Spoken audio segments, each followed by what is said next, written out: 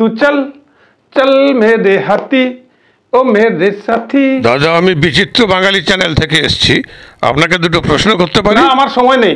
বাপ রে! দাদা, মাত্র দুটো প্রশ্ন, 2 মিনিট সময় লাগবে। আশ্চর্য মুশকিল ব্যাপার। ঠিক আছে, বলুন।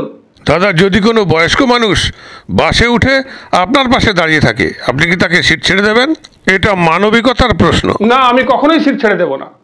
যদি কোনো গর্ভবতী মহিলা দাঁড়িয়ে থাকেন, তাহলে কি আপনি সিট ছেড়ে দেবেন?